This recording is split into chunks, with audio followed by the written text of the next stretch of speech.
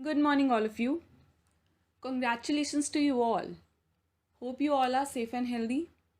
I am Simran Bhatia. I will be teaching you Hindi. So let's talk about your Hindi books first.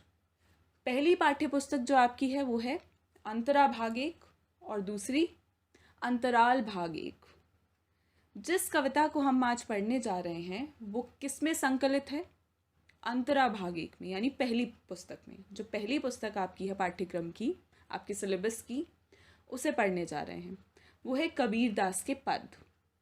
Kabir Das जो थे वो अत्यंत प्रतिष्ठित कवि थे हिंदी साहित्य के। उनका नाम बहुत बड़ा है हिंदी लिटरेचर में। जिस भी तरह का काव्य वह लिखते हैं वो अभी तक प्रासंगिक है। प्रासंगिक यानी अभी भी उसका जो मोल है, उसका जो भाव है, वो अभी भी समाज में देखने को मिलता है। और बहुत से पदों की रचना कबीर दास ने कबीरवाणी में की है। तो आज हम कबीर दास के बारे में और कबीर के पद जो आपके पाठ्यक्रम में लगे हैं, यानी पाठ्य पुस्तक अंतरा भाग एक में लगे हैं, संकलित हैं, उन्हें पढ़ेंगे और समझेंगे कि कबीर उन पदों में क्या संदेश देना चाहते हैं, किस तरह के भाव पर वो चर्चा करते हैं, किस मैसेज को, किस उद्देश्य को कन्वे करना चाहते हैं, किस तरह की बात वो करते हैं। इसकी चर्चा आज की क्लास में हम करेंगे। सबसे पहले कबीर दास कौन है?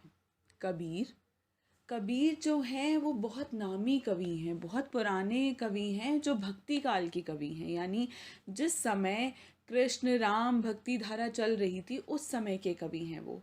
और जो कबीर जिस तरह के भक्त थे वो निर्गुण भक्त थे।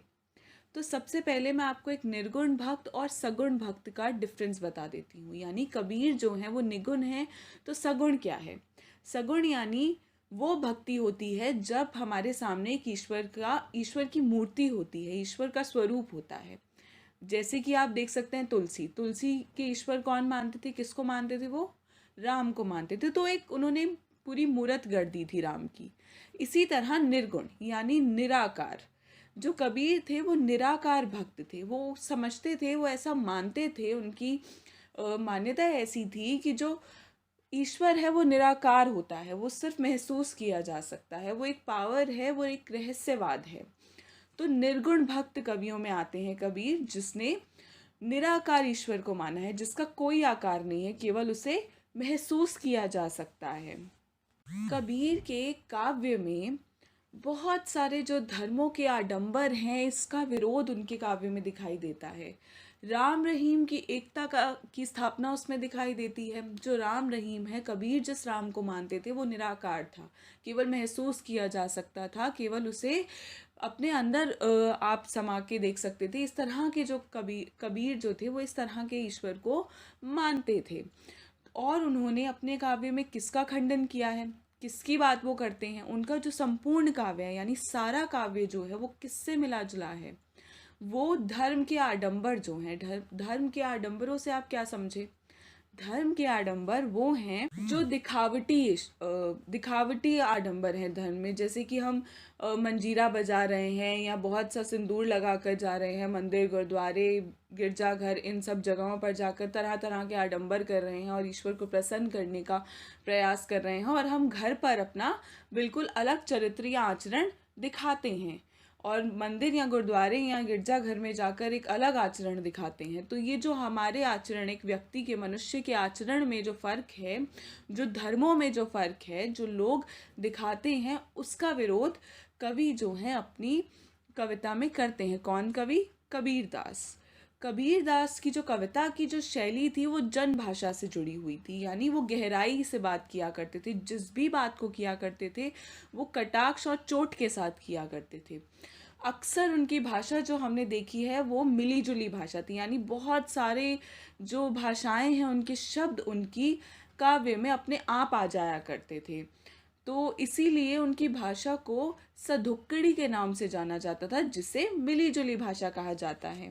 कबीर जब काव्य की रचना किया करते थे तो उस समय क्या होता था? उस समय जब वो लिखा करते थे तो वो अपने आप जो काव्य में सुंदर चीज़ें इस्तेमाल की जाती हैं, जिन शब्दों का प्रयोग किया जाता है, चाहे वो अलंकार हो या एक अलग स्वरूप देना हो, किन शब्दावली में लिखना है, वो अपने आप आ जाया करता था, वो उसको बदलते नहीं थे। यानी वो इंटेंशनली उन्हें नहीं डाला करते थे, वो अपने आप स्वाभाविक आ जाया करते थे उसमें। इसी के साथ उन्होंने जातिगत और धार्मिक पक्षपात का बार बार खंडन किया है। किसने? कबीर दास ने। कबीर जो हैं वो जातिगत और धार्मिक पक्षपात का विरोध करते हैं। उन्हें लगता था कि जातियों में बांट कर या धर्मों में बांट कर लोग एक दूसरे को एक दूसरे से अलग करते हैं और मनुष्यता खत्म होती जा रही है, ह्यूमैनिटी जो है वो खत्म होती जा रही है। इसकी चर्चा कबीर ने अपने संपूर्ण काव्य में की है, सब सारे काव्य में की है। आपके इस पाठ्य पुस्तक में कबीर के 2 पद दिए गए हैं। उनके कुछ मुख्य बिंदु या उसकी कुछ रूपरेखा इस प्रकार है। तो जो पहला पद है वो हिंदू और मुसलमान दोनों के धर्म आचरण पर प्रहार है।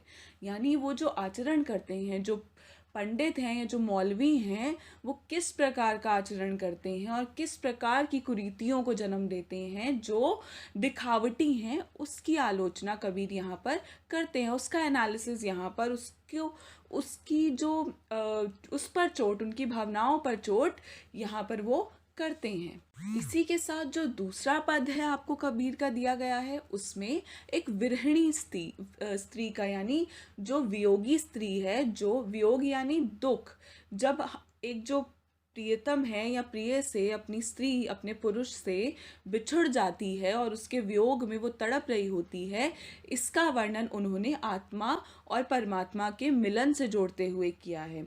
वो उदाहरण लेते हैं प्रिय और प्रियतम का। इसके साथ ही वो ये उदाहरण देते हुए आत्मा और परमात्मा के मिलन की बात करते हैं। मैंने कहा आपसे कि वो निराकार ईश्वर को मानते हैं, तो इसका अर्थ ये हुआ कि उन्होंने निराकार ईश्वर को, जो आत्मा और परमात्मा के मिलन को, यानी खुद को ईश्वर से किस प्रकार जोड़ा है, अपने आप को वो स्त्री के रूप में देखते हैं और प्रियतम को जो है वो पुरुष के रूप में, यानी ईश्वर को पुरुष के रूप में देखकर मानते हैं। तो दूसरे पद में वो किसकी चर्चा करते हैं? कहते हैं कि अपने प्रिय के लौट आने की बात करते हैं कि ईश्वर आके उनसे मिलें, वो उनमें समा जाएं। और दाम्पत्य प्रेम की बात करते हैं, उसके दाम्पत्य यानी पति पत्नी के प्रेम की बात करते हैं। घर की महत्वता को दर्शाते हैं कि जो कबीर हैं वो ईश्वर से मिलने के लिए, अपने प्रियतम से मिलने के लिए, जो स्त्री है वो तड़प रही है, उसे ना भूख लगती है ना प्यास लगती है, उसकी स्थिति कैसी हो गई है, ये जो बातें हैं वो कबीर ने व्यक्त की हैं दूसरे पद में। सबसे पहले पहला पद पढ़ते हैं और उसका विश्लेषण करते हैं। उसे जानने से पहले प्रसंग और व्याख्या कैसे लिखी जाती है ये जान लेते हैं। प्रसंग जो है वो होता है कि ये पद जो है, जो एक कविता का पद है, वो कहाँ से लिया गया है, इसकी रचयिता कौन है, और एक लाइन में या 2 लाइन में आपको डिस्क्राइब करना होता है कि किस भाव को यहाँ पर दर्शाया गया है। और व्याख्या में ये जो संपूर्ण पद दिया गया है, आपको जो पंक्तियाँ दी गई हैं उसको एक्सप्लेन करना होता है, उसका विस्तार पूर्ण व्याख्या करनी होती है, उसे समझाना होता है। तो इसका अगर हम प्रसंग देखेंगे तो क्या होगा पहले पद का, कि यह कविता हमारी पाठ्य पुस्तक अंतरा भाग 1 में संकलित कबीर दास द्वारा रचित है। और इसमें यह जो कविता है वो कबीर के पद के नाम से प्रचलित है। इसमें जो कबीर दास हैं वो किसकी चर्चा करते हैं? हिंदू और मुसलमान की के आडंबरों को व्यक्त करते हैं और उस पर उसकी आलोचना करते हुए उस पर प्रहार करते हैं। ये हुआ प्रसंग। प्रसंग में हम क्या ऐड करते हैं? पुस्तक का नाम, रचयिता का नाम और साथ ही उस पाठ या उस कविता का नाम।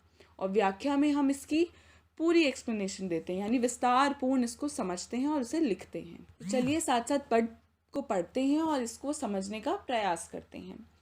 अरे इन दोहुन रह न पाई, हिंदू अपनी करे बड़ाई, गागर छुवन ना देही। वो कहते हैं कौन? कबीरदास या कवि कहते हैं कि अरे इन दो राह, ये हिंदू और ये मुसलमान की जो राह है, मुझे समझ में नहीं आ रहा है कि मैं कौन सी राह पर जाऊं। मैं तो समझ ही नहीं रहा हूँ, ये तो 2 राह है मेरे सामने। और वो कह रहे हैं हिंदू अपनी बड़ाई करता है, वो अपनी अच्छाई करता है, और मुसलमान अपनी अच्छाई करता है। फिर वो कहते हैं हिंदू अपनी करे बड़ाई, गागर छुवन ना दे भाई। एक तरफ पंडित जो हैं या जो हिंदुत्व के लोग हैं, जो संभालते हैं इस धर्म को, वो अपनी गागर तक नहीं छूने देते हैं, उसमें भी छुआछूत रखते हैं। और दूसरी तरफ बैस्या के पायंतर सोवे यह देखो हिंदुआई। तो अब वो हिंदू धर्म के जो आडंबर हैं उनकी बात कर रहे हैं। वो कह रहे हैं एक और जो धर्म अपने आप को इतना महान बताता है वो किस प्रकार की कुरीतियों में, आडंबरों में जकड़ा हुआ है। एक तरफ वो लोग जो हैं वो कैसे अपनी गागर तक छूने नहीं देते, अपनी मटकी तक, अपने मटकी से पानी तक नहीं पीने देते किसी को, और दूसरी तरफ वो वैश्याओं के घर जाकर उनके घर जाकर वो सोते हैं और राजशाही जो व्यवहार है वो करते हैं और इस तरह का पालन करते हैं और कहते हैं कि हम हिंदुआई को बचाते हैं। इसी के साथ मुस्लिम के पीर औलिया मुर्गा मुर्गी खाई, खाला करे बेटी ब्याही, घर ही में करे सगाई। इसका अर्थ ये हुआ कि मुसलमान जो हैं वो कैसे पीर औलिया जो है, मतलब यानी आप समझ गए होंगे, जो मौलाना होते हैं या जो ये पीर होते हैं इनके, ये सब जो है वो एक तरफ पशु पक्षियों को इनको काट कर खाते हैं और अपने मुस्लिम धर्म को, इस धर्म को बढ़ावा देते हैं और कहते हैं कि हमारा धर्म सबसे ऊंचा है। और एक तरफ वो पशुओं का संहार करते हैं, उन्हें मारते हैं और अपनी ही खाला, अपनी ही मासी या अपनी ही बुआ के घर उन्हीं की बेटी से अपने पुत्र को ब्याह देते हैं, अपने ही घर में सगाई कर देते हैं। तो ये किस प्रकार के अपने ही घर में रिश्ते बना देते हैं। तो ये किस प्रकार का धर्म है, ये किस प्रकार की रीति है, ये किस प्रकार के आडंबर हैं जिसकी बड़ाई हिंदू और मुसलमान करते हैं। उनके व्यवहार में इतना जो अपनी बढ़ाई कर रहे हैं, यानी हिंदू अपनी बढ़ाई करता है और मुसलमान अपनी करता है, लेकिन उनमें कमियां क्या हैं, वो क्या क्या करते हैं। हिंदू अपनी गागर नहीं छूने देता है तो जो मौलाना है या जो पीर औलिया है वो मुर्गा मुर्गी एक तरफ काटते हैं, इस तरह का आचरण करते हैं। इसके साथ वो आगे कहते हैं, बाहर से एक मुर्गा लाई, धोआ धाई चढ़ाई, सब सखियां मिली जेवन बैठी, घर बैठे करे बड़ाई, हिंदुअन की हिंदुआई देखी, तुर्कन की तुर्काई, कहे कबीर सुनो भय साधु, कौन रहा है जाई। ही कबीर फिर से कटाक्ष करते हुए, व्यंग्य करते हुए कि ये जो बड़ा चढ़ा कर अपने धर्म को बताते हैं या ये इस प्रकार के सारे कुकर्म जो है वो करते हैं और कहते हैं कि हमारा धर्म ऊंचा है। वो कहते हैं कि अपने ही जो भगवान को वो मुर्गा काट कर या इस तरह की चीज़ें काट कर वो चढ़ाते हैं और फिर वो कहते हैं कि ये जो सभी सखियां हैं वो मिलकर बैठकर इनकी बढ़ाई करती हैं, अपने घर में बैठे हुए ये सब एक दूसरे की बढ़ाई करते हैं। तो वो कहते हैं मैंने हिंदुओं की हिंदुआई भी देख ली, तुर्कन की तुर्काई भी देख ली, मैंने दोनों धर्म देख लिए, मैंने हिंदू भी देख लिए और तुर्कन भी देख लिए। अब कबीर कह रहे हैं, कहे कबीर सुनो भाई साधु, कौन राह है जाए। अब मैं कौन सी राह पर जाऊं, ये दोनों राह मैंने देख ली पर दोनों ही राह मुझे नहीं लगी कि मैं उस राह मुझे जाना चाहिए और ये दोनों राहें मुझे ईश्वर तक नहीं पहुंचा पाएंगी, क्योंकि यहाँ पर इस तरह का आचरण हो रहा है जो नहीं होना चाहिए। तो आप एक बात समझ रहे होंगे कि किसी भी धर्म को बड़ा या ऊंचा बनाने से पहले उस धर्म में किए गए कार्य जो है वो उसे ऊंचा या नीचा बनाते हैं। एक तरफ हम छुआछूत रखते हैं, एक व्यक्ति को छूने तक नहीं देते हैं और हम कहते हैं कि हमारा धर्म बड़ा है, और जो धर्मों की आपसी लड़ाई है उस तरह का व्यवहार करते हैं। लेकिन जो ईश्वर है वो धर्म केवल हमें ईश्वर तक पहुंचाने का एक माध्यम है। उसके अंदर ये आडंबर जो है या इस तरह की चीज़ें करने का और अपने आप को सबसे श्रेष्ठ समझने का जो व्यवहार है लोगों में दिखाई देता है या धर्म आचरण संभालने वालों में दिखाई देता है, उसकी बात करते हैं। कबीर उस समय की बात कर रहे हैं, भक्ति काव्य में आपको बताया कि ये भक्ति काव्य के समय के कवि हैं। तो उस समय जो भक्ति मार्ग था, उस समय बहुत हिंदू पंडितों की अपनी एक साइकिल चला करती थी और मुसलमान जो हैं वो अपने आप को सबसे ऊंचा समझा करते थे। तो उस समय जो परिस्थितियां थी उसे ध्यान में रखते हुए कबीर ने यह लिखा है और कबीर उस समय की बातों पर प्रहार करते हैं कि कैसे जो लोग अपनी बढ़ाई करते हैं उनकी स्थिति क्या है। उनके घर में इस तरह का आचरण होता है और वो कहते हैं कि हम तुम्हें भगवान तक या ईश्वर तक पहुंचाएंगे, उसका वर्णन यहाँ करते हैं। तो यह सवाल जो है कबीर हमारे सामने छोड़ जाते हैं कि कौन सी राह पर जाया जाए। बहुत सी राह है, चाहे हिंदू हो, मुसलमान हो या कोई अन्य धर्म हो, लेकिन वो धर्म अगर अपने आप को श्रेष्ठ कहता है तो वो इस तरह के जो आचरण हैं, जो आडंबर हैं, कुरीतियां हैं, समाज में फैला रखी हैं। क्योंकि हमें धर्म क्या सिखाता है कि हम सबके साथ एक जैसा व्यवहार करें, हम किसी को अलग ना समझें, सबको उतना ही सम्मान दें, हम दूसरे धर्म को भी उतना ही सम्मान दें। लेकिन इस तरह की स्थिति यहाँ नहीं दिखाई देती है। इसीलिए कबीर समझते हैं कि मेरे लिए अब मुझे समझ में नहीं आ रहा है कि मुझे कौन सी राह पर जाना चाहिए। चलिए दूसरा पद पढ़ते हैं और इसका विश्लेषण करते हैं और इसके साथ ही इसका अर्थ समझने का प्रयास करते हैं। तो सबसे पहले इसका प्रसंग, यह पंक्तियाँ हमारी पाठ्य पुस्तक अंतरा भाग 1 में संकलित कविता कबीर के पद, जिसके रचयिता हैं कबीरदास, उससे ली गई हैं। इसके साथ ही इसमें कबीरदास एक विरहिणी स्त्री का वर्णन करते हैं और इसमें जो विरहिणी स्त्री है यानी आत्मा और परमात्मा से जोड़ते हुए अपने आप को भक्ति मार्ग को दर्शाते हैं और मिलन की कामना जो इच्छा है उसको व्यक्त करते हैं। ये हुआ प्रसंग। अब है व्याख्या। बालम आवो हमारे गहरे, तुम बिन दुनिया देहरे। मैंने आपको जैसे बताया था, जो कबीरदास हैं वो किस चीज़ की चर्चा करते हैं, वो अपने आप को प्रिय और अपने ईश्वर को प्रियतम के रूप में देखते हैं, यानी स्त्री और पुरुष के एक जोड़ से, एक दाम्पत्य जीवन से वो आत्मा और परमात्मा के मिलन की बात करते हैं। उनकी उपमा देते हुए कहते हैं और उनके साथ जोड़ते हुए कहते हैं कि बालम आओ हमारे घेरे। वो कह रहे हैं कि बालम, हे प्रियतम, वापस लौट आओ, घर वापस लौट आओ, तुम बिन ये दुनिया मुझे बिल्कुल अकेली और खाली लगती है। सब कोई कहे तुम्हारी नारी, मोको लगत लाज रे। वो कहती हैं, कौन कहते हैं? कबीरदास, खुद को स्त्री बनाकर, यानी प्रिय जो है, जो स्त्री है, विरहिणी स्त्री है, वो कहती है कि मैं जो हूँ, तुम सब मुझे तुम्हारी नारी कहते हैं और मुझे यह सुन सुनकर लाज आती है, मैं शर्मा जाती हूँ और हर कोई कहता है कि तुम्हारा प्रियतम तुम्हारे साथ नहीं है, इस तरह की बात मुझसे करता है, तो मेरी आंखें जो हैं वो झुक जाया करती हैं। तो यहाँ एक शिकायत व्यक्त करते हुए अगली पंक्तियों में वो कहते हैं, दिल से नहीं लगाया तबलक कैसा स्नेह रे। तो वो कह रहे हैं, जब तक तुमने आके मुझे दिल से नहीं लगाया, जब तक तुम आओगे नहीं, मुझसे मिलोगे नहीं, अपने प्रियतम से मिलने की लालसा या यूँ कहें कि आकांक्षा, इच्छा को व्यक्त करते हुए कि नहीं लगाओगे, तब तक कैसा स्नेह, ये दूर बैठे कैसा स्नेह, ये तो स्नेह है ही नहीं, ये खुशी है ही नहीं, तुम मेरे पास जल्दी आ जाओ। इस तरह की बात कबीरदास करते हैं। किसके माध्यम से? विरहिणी स्त्री के माध्यम से। आगे वह कहते हैं, अन्न न भावे नींद ना आवे, गृह बन धरे न धीर रे। वो कह रहे हैं कि मुझे, यानी वो स्त्री को, विरहिणी स्त्री को जो वियोग में है, जिसका प्रियतम उससे दूर है, उसे ना अन्न अच्छा लगता है, ना उसे नींद आती है, ना उसे अन्न, इसमें लिखा है अन्न ना भावे नींद ना आवे, ना उसे खाना अच्छा लगता है, ना ही उसे नींद आती है। और गृह बंद धरे ना धीरे रे, उसका घर में बंद रहने का मन ही नहीं करता है, उसको बेचैनी होती है लगातार। तो इस तरह की बात यहाँ पर की गई है। उसके आगे वो कहते हैं, कामिन को है बालम प्यारा, जो प्यासे को नीर है। यानी कामिन, जिसका प्रियतम उसके साथ ना हो, उसे कैसे, कितना प्रिय होता है अपना प्रियतम।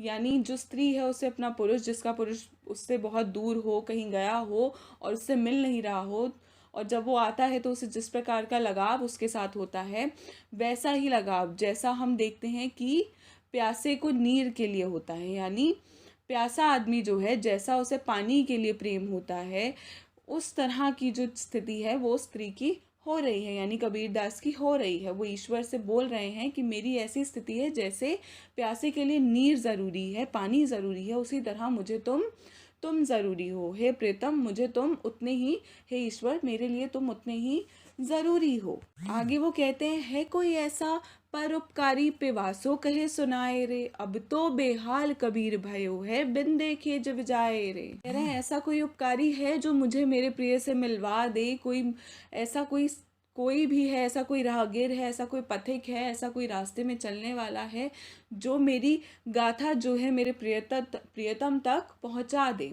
इसकी लालसा या इसकी इच्छा वो व्यक्त करते हैं। कौन करती है? वो स्त्री व्यक्त कर रही है, जो कबीर की ही वाणी को दर्शा रही है, यानी कबीर का या आत्मा का परमात्मा से मिलन को, कि किस प्रकार आत्मा के लिए परमात्मा, प्यासे के लिए जैसे नीर ज़रूरी होता है, पानी ज़रूरी होता है, उसी प्रकार आत्मा के लिए परमात्मा ज़रूरी है, उसी प्रकार कबीर के लिए ईश्वर ज़रूरी है, वही निराकार ईश्वर।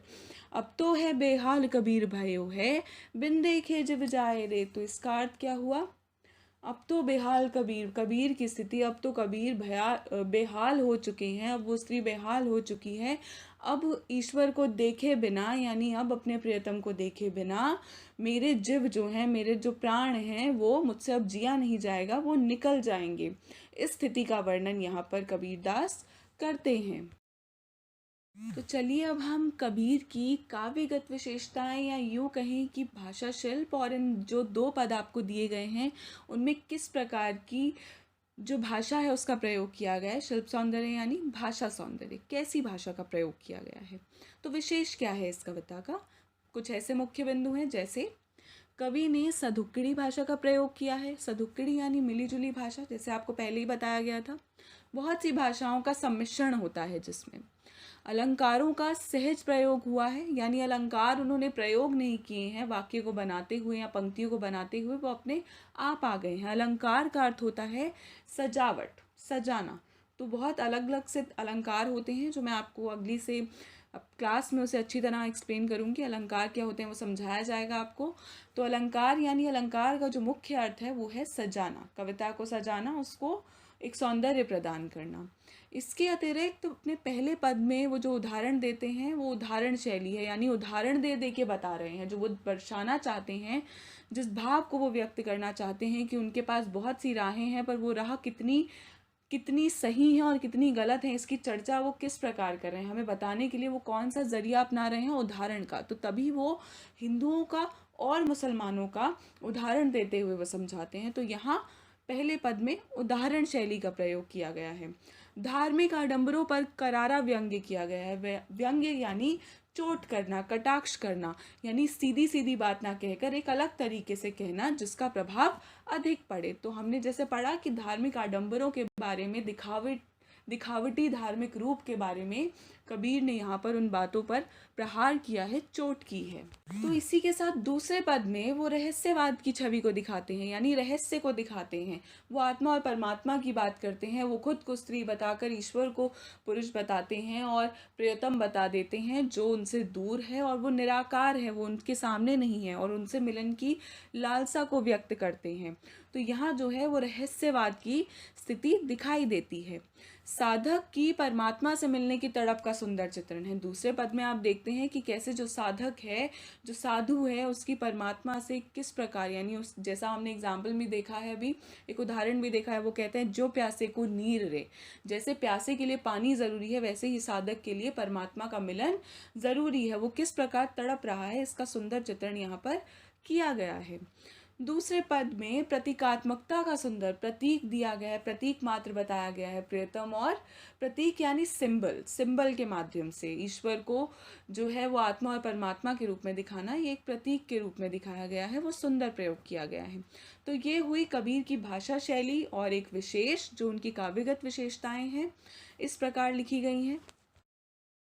इसी के साथ आज हमने कबीर के एक पद पढ़े और कबीर के उस पद में व्यक्त अर्थ को समझने का प्रयास किया, उनका विश्लेषण किया और किस प्रकार पहले पद में जो आडंबर को दर्शाया है तो दूसरे पद में रहस्यवाद को दर्शाया है। अंत में आपको एक असाइनमेंट मिलेगा जो आपको कंप्लीट करना है और जो भी प्रश्नों के उत्तर आप दें वो विस्तार में दें, लेंथ उसकी ज़्यादा होनी चाहिए और वो समझ के, आपकी समझ के अनुसार होनी चाहिए। उसे आप केवल बनावटी भाषा में या यूँ कहें कि केवल हूबहू मात्र में नहीं लिखेंगे, उसे अपनी समझ के अनुसार लिखेंगे। धन्यवाद।